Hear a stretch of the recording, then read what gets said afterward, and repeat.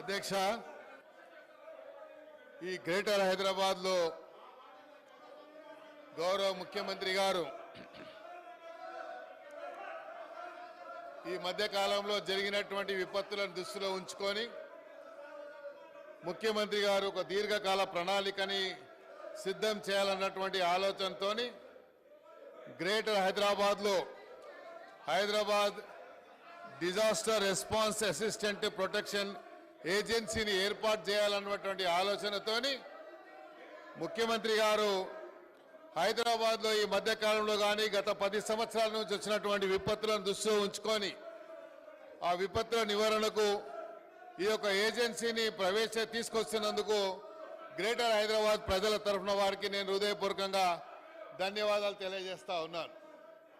అదేవిధంగా అధ్యక్ష, మీరు చూసినట్టయితే ఈ విపత్తుల వల్ల గతంలో ప్రాణ నష్టం కానీ ఆస్తి నష్టం కానీ ప్రభుత్వాల ఆస్తులు కానీ లేకపోతే ప్రజల ఆస్తులు కానీ ప్రజల ప్రాణాలు పోయినటువంటి సందర్భాలు ఎన్నో ఉన్నాయి అధ్యక్ష.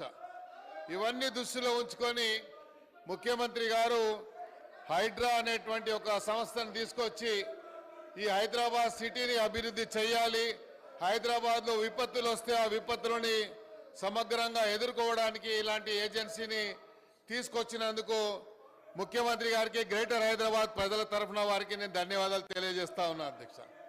అదేవిధంగా గ్రేటర్ హైదరాబాద్కు సంబంధించి హైదరాబాద్ సిటీని అభివృద్ధి చేయడానికి ముఖ్యమంత్రి గారు మొన్న ఫైనాన్స్ మినిస్టర్ గారు ప్రవేశపెట్టినటువంటి బడ్జెట్లో 10,000 కోట్ల రూపాయలని హైదరాబాద్ సిటీకి కేటాయించినందుకు కూడా నేను గౌరవ ముఖ్యమంత్రి గారికి హృదయపూర్వకంగా ధన్యవాదాలు తెలియజేస్తా ఉన్నా అధ్యక్ష.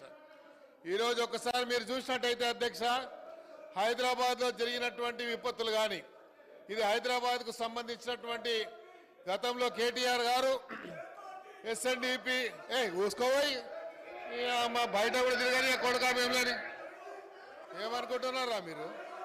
ఈ అమ్మ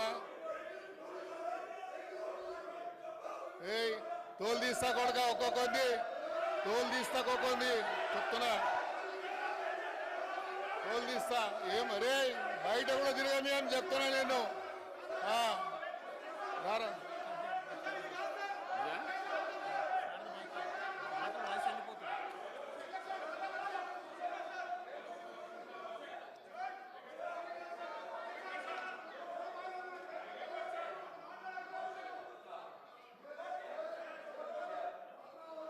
మాట్లాడు.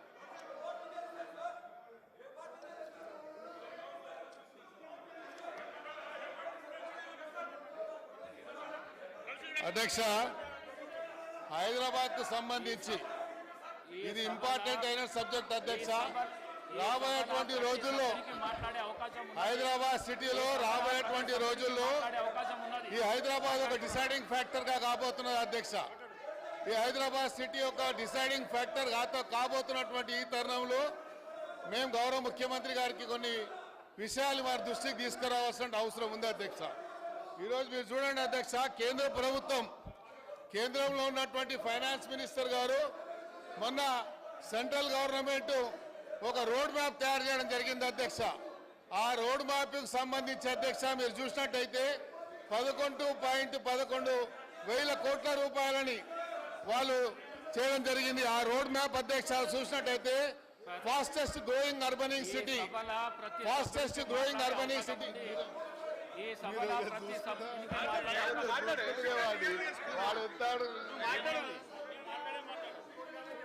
అధ్యక్ష. మీరు చూసినట్టయితే కేంద్ర ప్రభుత్వము ఈ రాష్ట్రం మీద ఎంత వివక్ష చూపిస్తుందని చెప్పడానికి నేను ఒక విషయాన్ని మీకు చూపిస్తా అధ్యక్ష. రోడ్ మ్యాప్ తయారు చేసింది కేంద్ర ప్రభుత్వం, ఒక రోడ్ మ్యాప్ తయారు చేసింది.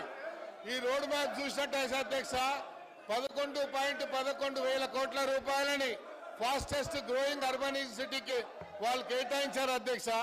దీంట్లో మీరు చూసినట్టయితే అధ్యక్ష హైదరాబాద్ సిటీ మీరు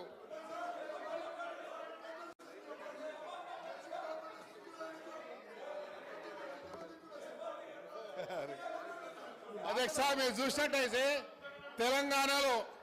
తెలంగాణ అధ్యక్ష ఫాస్టెస్ట్ అర్బనింగ్ సిటీలో సంబంధించి అధ్యక్ష అర్బన్ పాపులేషన్ గ్రోత్ అధ్యక్ష 3.2 అధ్యక్ష నేషనల్ యావరేజ్ కంటే కూడా ఈరోజు హైదరాబాద్ సిటీ గ్రోత్ రేట్ ఎక్కువ ఉంది అధ్యక్ష. అందుకనే కేంద్ర ప్రభుత్వం మనం ప్రవేశపెట్టినటువంటి ఈ అర్బనైజింగ్ సిటీకి సంబంధించినటువంటి ఈ అర్బనైజింగ్ సిటీకి సంబంధించి కేంద్ర ప్రభుత్వము ప్రవేశపెట్టినటువంటి బడ్జెట్లో కూడా హైదరాబాద్ సిటీని కూడా సవతి తల్లి ప్రేమ చూపించిందని చెప్పడానికి ఇది కూడా ఒక నిదర్శనం అధ్యక్ష. మీరు చూసినట్టయితే అధ్యక్ష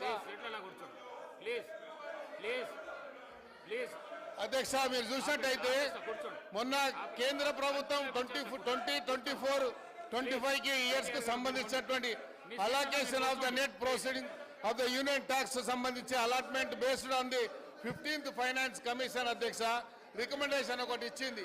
ఆ 15th ఫైనాన్స్ కమిషన్ రికమెండేషన్ లో కూడా ఈ హైదరాబాద్ సిటీకి సంబంధించి కూడా ఎక్కడ ఒక్క రూపాయి కూడా కేటాయించలేదు అధ్యక్ష.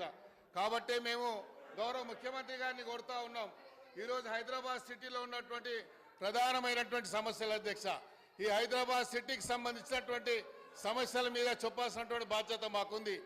హైదరాబాద్లో అధ్యక్ష ఈరోజు రాబోయేటువంటి రోజుల్లో కేంద్ర ప్రభుత్వం ద్వారా ఏదైతే మ్యాండేటరీగా డీలిమిటేషన్ ప్రాసెస్ జరిగేటువంటి ప్రక్రియలో భాగంగా హైదరాబాద్ సిటీ ఒక డిసైడింగ్ ఫ్యాక్టర్ కాబోతుంది అధ్యక్ష. కాబట్టి హైదరాబాద్లో ఉన్నటువంటి కొన్ని ఇష్యూస్ని మేము మీ దృష్టికి తీసుకురావాలని ప్రయత్నం.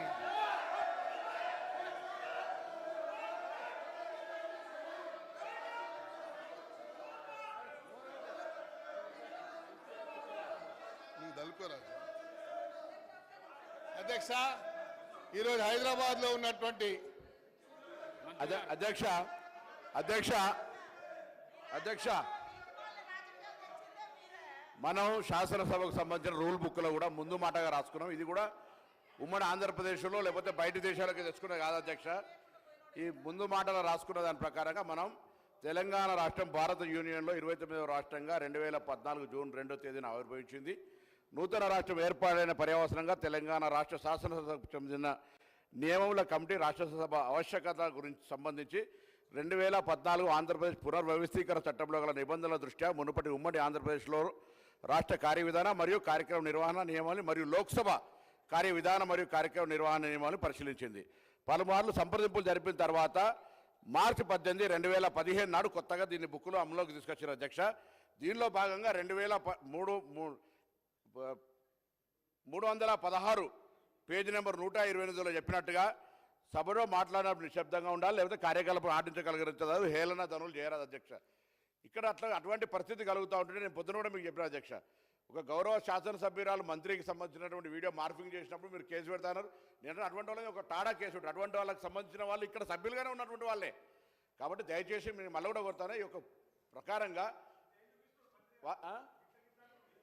ఆ బెదిరించి చంపుతామనేటువంటి విధంగా బయటికి రమ్మనే విధంగా అందులో ఉన్నటువంటి గౌరవ శాసనసభ్యులు ఆడ మాట్లాడుతున్న వాళ్ళు పార్టీని మారినటువంటి వాళ్ళే, ఒక పార్టీ నుంచి ఒక పార్టీ నుంచి కోవర్ట్ అయినటువంటి వాళ్ళే కదా అధ్యక్ష. ఇది కొత్తగా వాళ్ళేదో ఇలా పెద్ద సత్య హరిశ్చంద్రునికి సచ్చీలుగా మాట్లాడితే ఎట్లా అధ్యక్ష? మేము చట్టంలో ఉన్న దాని ప్రకారంగా వాళ్ళు బాధ్యత నిర్వహించాలి. మిమ్మల్ని కూడా కోరుతున్నారు అధ్యక్ష. వాళ్ళు అట్లా మాట్లాడుతూ ఉంటుంటే బూతులు తిరుగుతూ ఉంటుంటే సభ్యులకు సంబంధించినటువంటి హెచ్చరికలు చేసే విధంగా బయటికి రమ్మని చూసుకుందాం అంటుంటే శాసనసభకు సంబంధించి అటువంటి వాళ్ళు మొదటి సభ, ఇది 3వ సభ, మొదటి సభ నుంచి కూడా అదేవిధంగా వ్యక్తులకు సంబంధించి టార్గెట్ చేసి లేదా వ్యవస్థకు సంబంధించిన అవమానకర పరిస్థితులలో ఇది మంచిది కాదు అధ్యక్ష.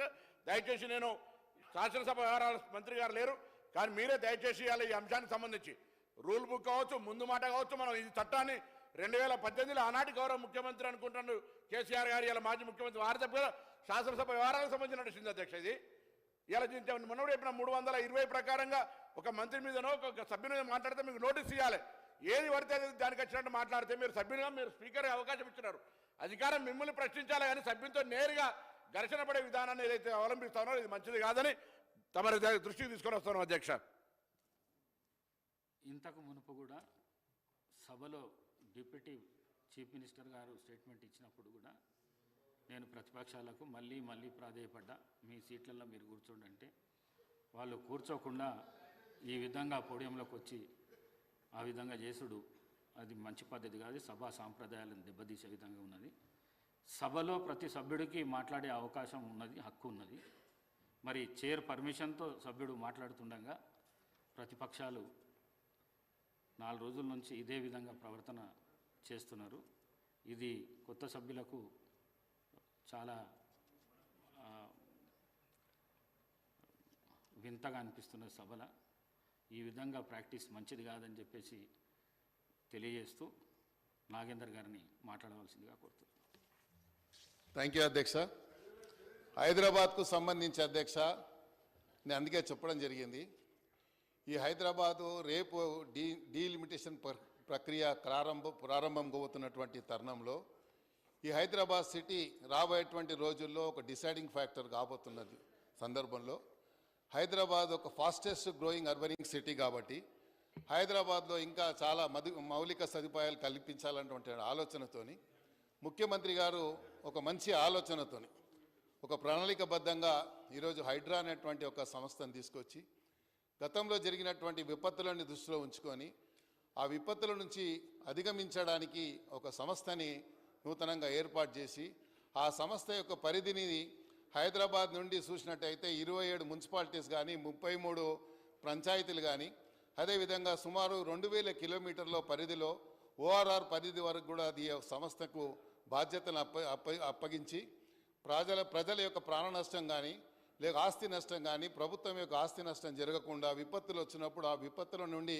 అధిగమించడాలనేటువంటి ఆలోచనతోనే ఈ యొక్క హైడ్రా అనేటువంటి సంస్థను తీసుకొచ్చి యూ వైడ్లీ మెన్షన్ సంథింగ్.